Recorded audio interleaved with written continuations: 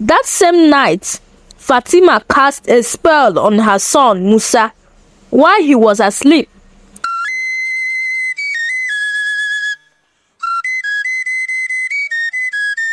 Once upon a time, in a small village called Afia, there lived a beautiful and kind lady named Salima. Salima was so beautiful that her beauty and grace caught the eyes of many men. Many men came for her hand in marriage, but she bluntly refused their advances. Her only reason for rejecting men who came for her hand in marriage was simply because she never wanted to make a mistake and end up marrying the wrong man. She was scared of being mistreated by any man she could call her husband. So for that reason, she rejected many men who didn't seem worthy to her. Salima was almost 31 without a husband or child. Her mother became impatient with her and she began to persuade her to accept any of the suitors and get married. Salima ignored her mother's advice, saying that she had not found the man she wanted to spend the rest of her life with. All her mates and friends in Afia village were married with kids, but Salima was still single. This made the villagers make fun of her each time she passed by the village square. The villagers called her different names, while some called her evil spirit.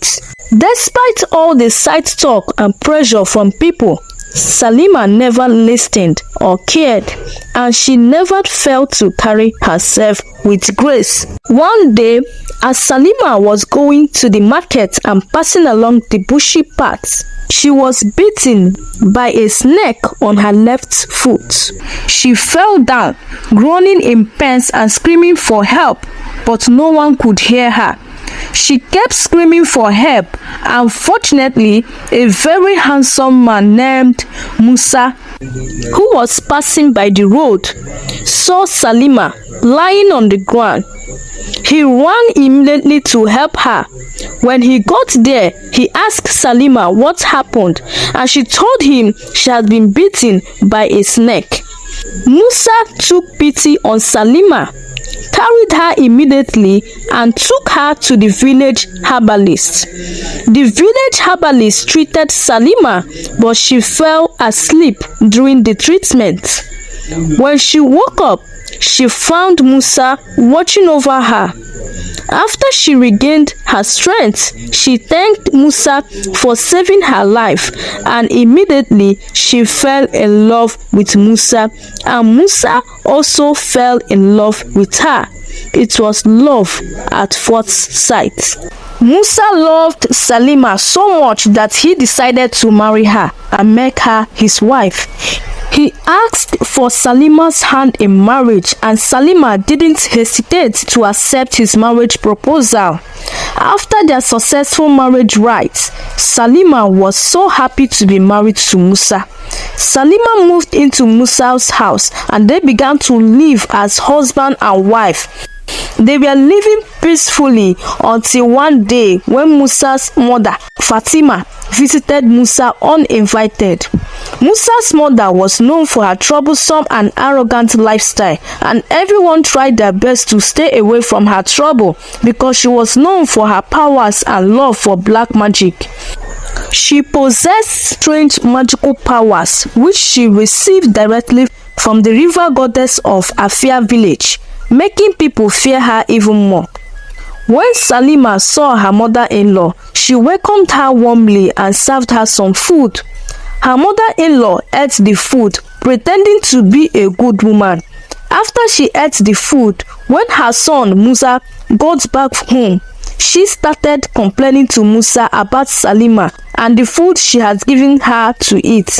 She told Musa that the food Salima gave her was tasteless and had no meat, and that Salima had added water into her food. However, Musa, knowing who his mother was, didn't take the complaint seriously. Fatima gradually began to make Salima's matrimonial home unbearable for her. She kept nagging at the slightest mistake, always finding fault with Salima and making her life difficult. Salima, being a good and kind woman, kept trying her best to please and satisfy her mother-in-law.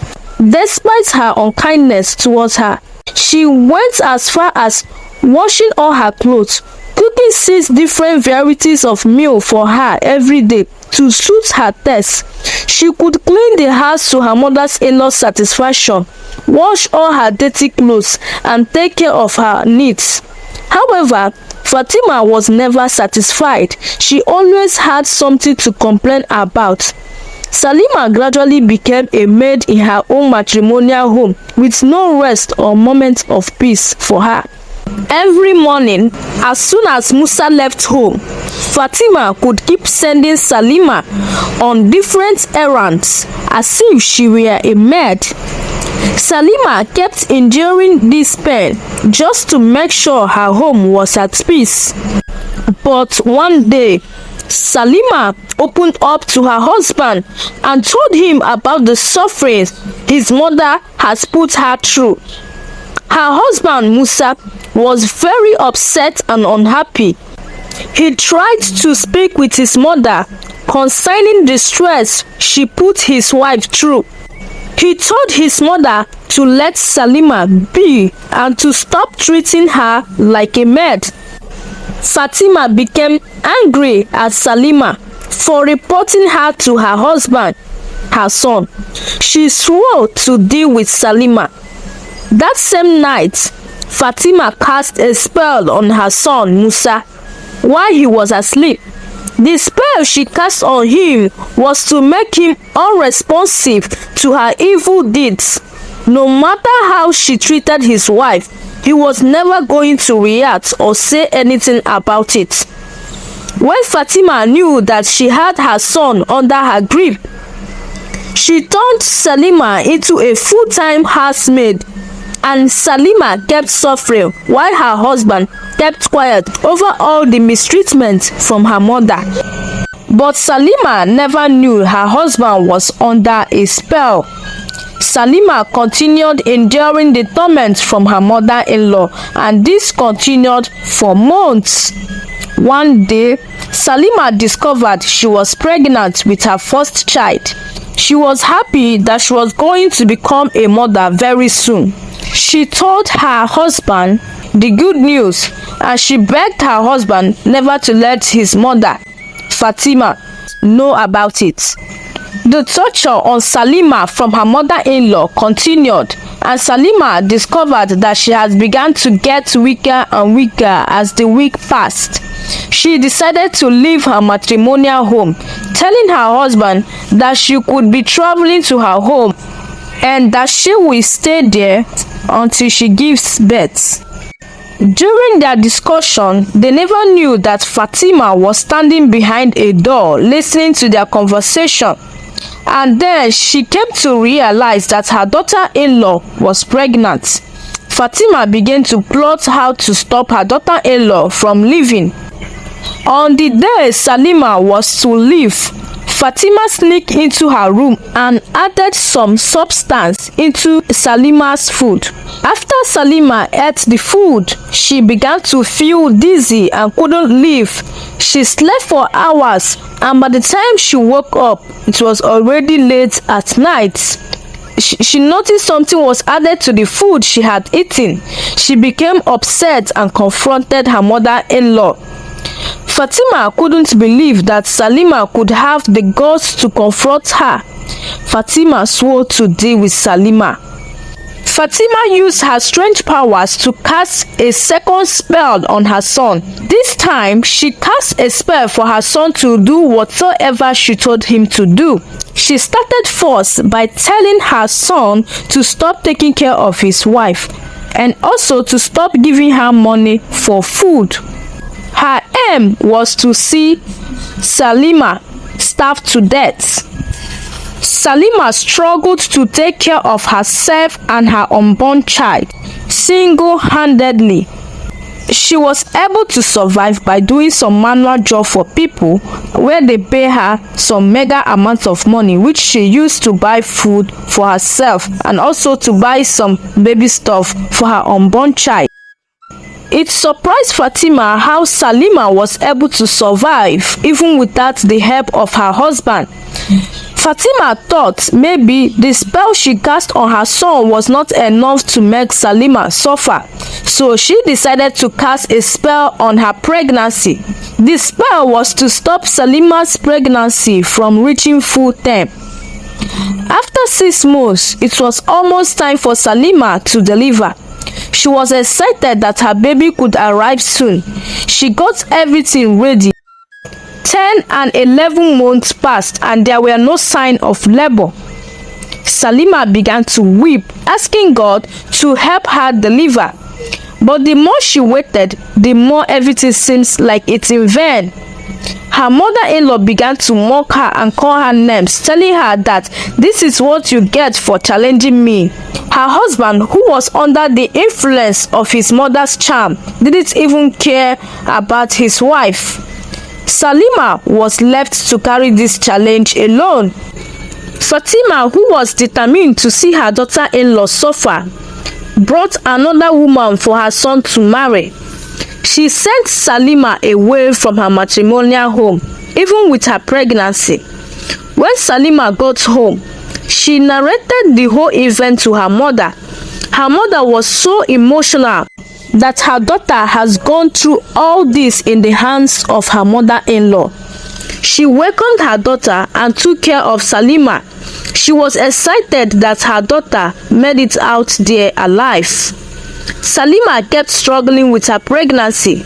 At the 18th month of her pregnancy, she fell sick. Her mother began to grow concerned for her daughter and her pregnancy. She took her to a herbalist, and after the herbalist examined her, he told Halima's mother that her daughter's pregnancy was under a spell.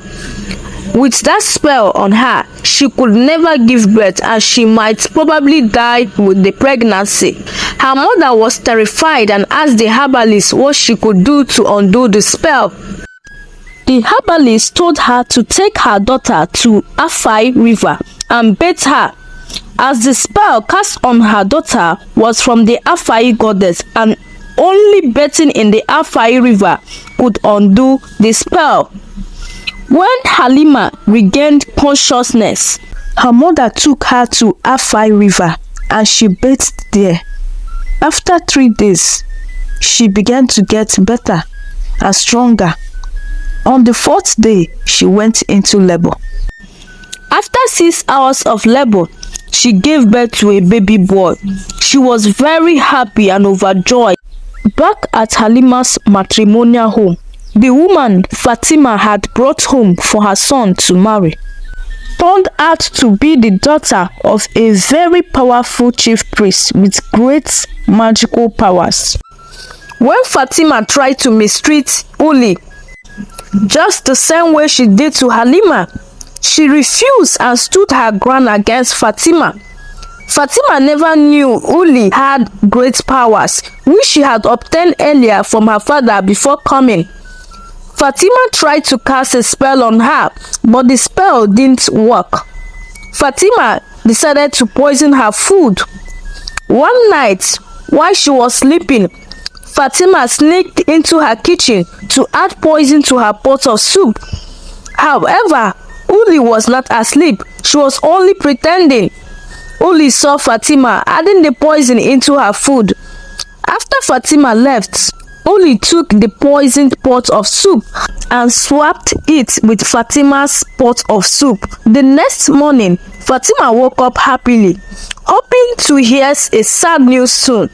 She went into her room, started eating from the pot of soup in her room, not knowing that the food she ate from was the one she had added poison to. After eating, she lied down in her room and couldn't wake up again. She died. Uli discovered that what she had added to her pot of soup was poison, and she was happy that finally the evil woman was dead. Right after Fatima's death, The spell she casted on her son cleared away from his eyes. He began to look for his wife Halima, but Uli told him that she was sent packing by his mother. Uli narrated to him how her mother lied against Halima and made her believe Halima was a witch, which made her decide to follow her home and marry him. Uli asked for Musa's forgiveness, and then she left Musa's home and never to come back again. Musa went to ask for forgiveness from Salima. When he got there, he discovered that Salima had already given birth. He was overjoyed and happy. He knelt down and asked Salima to forgive him, explaining that he didn't do it intentionally. He told her that his mother cast a spell on him. Salima, being such a kind woman, forgave him and went back with their son to her matrimonial home. When Salima got home, she discovered that her mother-in-law had died. She was filled with pain and wept bitterly. But finally, Salima and Musa, alongside their son, lived as one big happy family. The moral lesson of this story is never hurt others, as the same thing we wish upon others has a way of coming back to us. Be good and kind to others.